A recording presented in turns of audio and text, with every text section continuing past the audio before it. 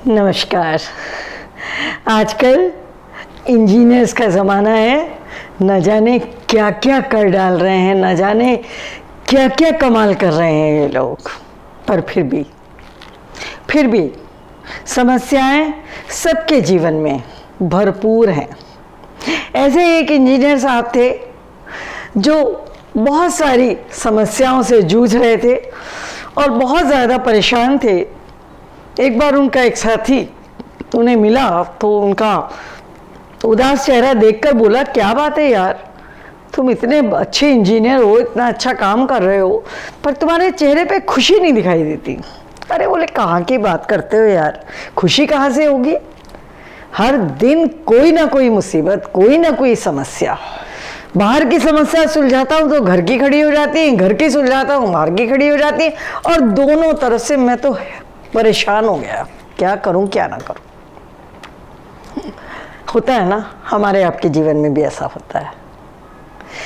खैर, उसके दोस्त ने कहा, मैं तुम्हें एक बहुत बड़े फकीर हैं, बहुत बड़े, मैं तो कहूँगा कि वो संत हैं जो लोगों की समस्याओं का समाधान कर देते हैं, चलो कल तुम्हें वहाँ ले चलता हूँ। ठीक है, वैसे तो मेरा कोई विश्वास नहीं है, पर चलो तुम कह रहे हो यार तो चल देता हूँ, मेरे को तो कैसे ही छुटकारा मिलना चाहिए। होता है ना हमारे आपके जीवन में भी, ऐसा लगता है ना कोई तो मिल जाए जो छुटकारा दिला दे इन सब चीज़ों से। चला गया वो भी, और देखा तो उस फकीर के आगे तो लंबी चौड़ी लाइन लगी है।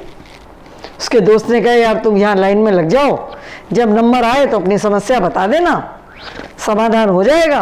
अब तो तुम्हें रास्ता पता ही, आ जाना। अरे इंजीनियर ने कहा, अरे तू जाए यार, मैं देख लूँगा। ठीक है, खड़ा हो गया लाइन में। इंजीनियर का दिमाग इंजीनियर की तरह दौड़ता रहा, सोचता रहा, इधर उधर इधर उधर करते कराते शाम हो गई।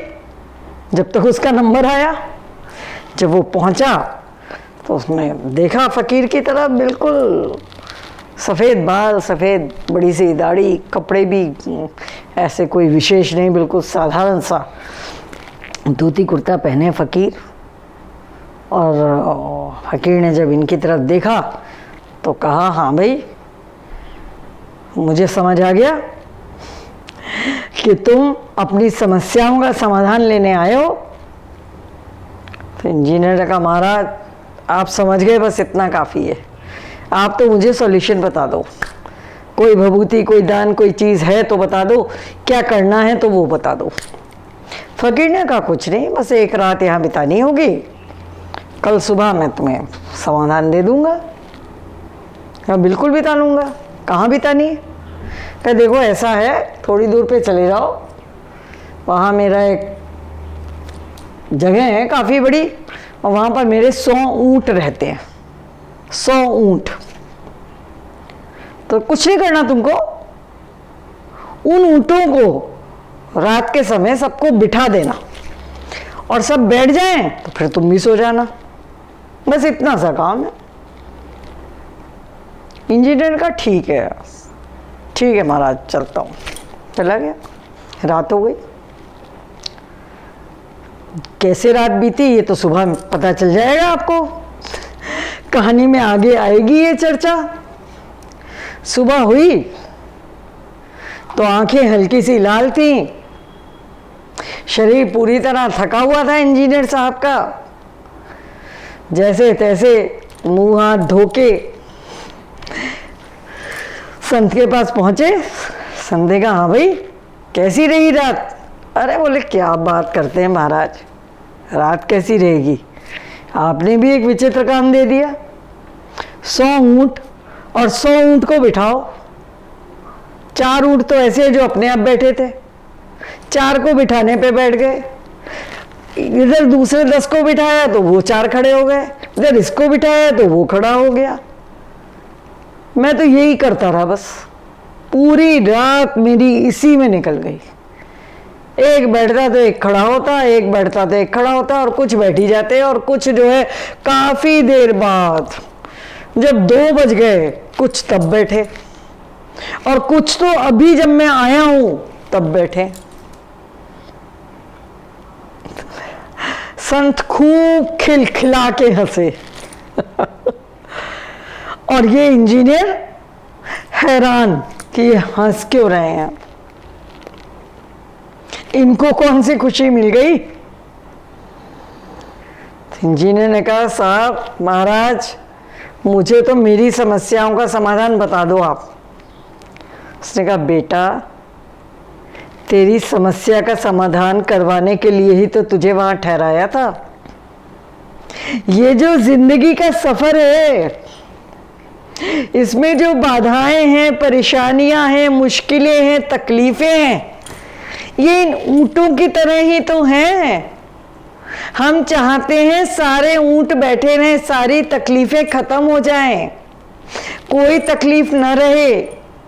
हम एक तकलीफ से पार पाते हैं तो दूसरी उठ खड़ी होती है, दूसरी से पार पाते हैं तो तीसरी उठ खड़ी होती है, और ऐसे ही करते करते हमारी जिंदगी की गाड़ी आगे बढ़ती जाती है। और ये बात तुझे समझ आ गई होगी मेरे बच्चे कि कोई भी समस्या टिकती नहीं है, वो कुछ समय तक ही खड़ी रहती है, कुछ समय बाद बैठ जाती है। कुछ तो ऐसी है जिसमें हम बिठा देते हैं, समस्या का समाधान हम खुद ही खोज लेते हैं, और कुछ समस्याएं समय के साथ स्वयं समाप्त हो जाती हैं।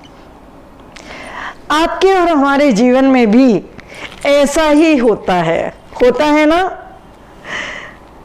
तो वो चीजें जिन्हें हम बदल सकते हैं बदल डालें, पर जिनको हम नहीं बदल सकते उन्हें कबूल कर लें, एक्सेप्ट कर लें, और जिंदगी के सफर को आगे मजे से निकालते जाएं। ये उलझने, ये परेशानियां कुछ समय की होती हैं, ये हमेशा रहने वाली नहीं हैं। तो आप में से जो भी लोग परेशानियों में घिरे हैं या ये सोचते हैं अब कोई रास्ता नजर नहीं आ रहा, उनके लिए खास तौर पे ये कहानी बहुत महत्वपूर्ण है।